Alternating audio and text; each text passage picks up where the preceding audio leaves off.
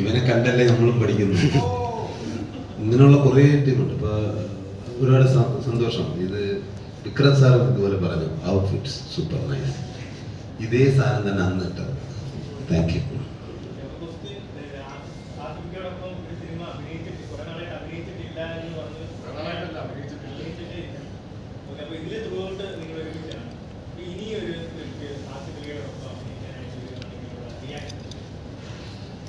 അപ്പൊ അഡ്വാൻസ് ഇനി വാങ്ങിക്കിട്ട് പറയാൻ വരുമ്പോ തന്നെ ഇരി ആസിഫുമായിട്ടാണ് അഡ്വാൻസ് ഇട്ട് ഡേറ്റ് പറ എന്ന് പറയും.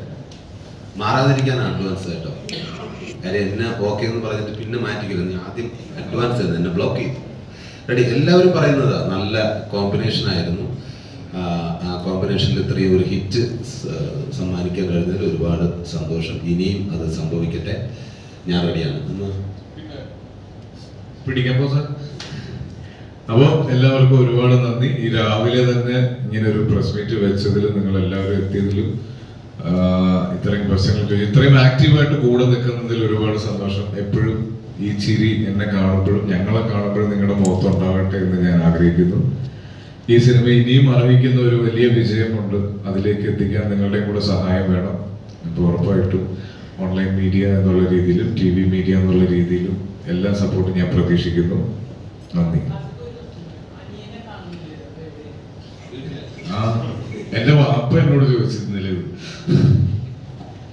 അനിയനിപ്പം സിനിമ ചെയ്തുകൊണ്ടിരിക്കുന്നു. സുരേഷ് ചേട്ടനോട് ഒരു സിനിമ ചെയ്തിട്ടുണ്ട്, അത് ഇറങ്ങാനുണ്ട്. ഞങ്ങള് പ്രൊഫഷൻ വൈസ് അല്ലെങ്കിൽ സിനിമ കാര്യങ്ങൾ ചർച്ച ചെയ്യലില്ല. ഞങ്ങൾ തമ്മിൽ കാണുമ്പോൾ എനിക്കിപ്പോഴും അവൻ അനിയനാണ്. ഇപ്പോഴും ഞാൻ അവൻ്റെ അടുത്ത് എന്താ പരിപാടി എന്ന് മാത്രമേ ചോദിക്കാറുള്ളൂ. നിങ്ങളോടൊക്കെ ചോദിക്കുന്ന പോലെ തന്നെ അവരോട് ചോദിക്കാറുള്ളൂ എന്താ പരിപാടി. അപ്പൊ ഓക്കെ, താങ്ക് യു. അല്ല, അവനോട് ചോദിക്കാറുണ്ട്, അവനെ കാണാറുണ്ടോ? അപ്പൊ താങ്ക് യു. ഇന്നത്തെ ഏറ്റവും ഹൈലൈറ്റ് ചോദ്യം, ഔട്ട്ഫിറ്റ് സൂപ്പർ ആയിരുന്നു.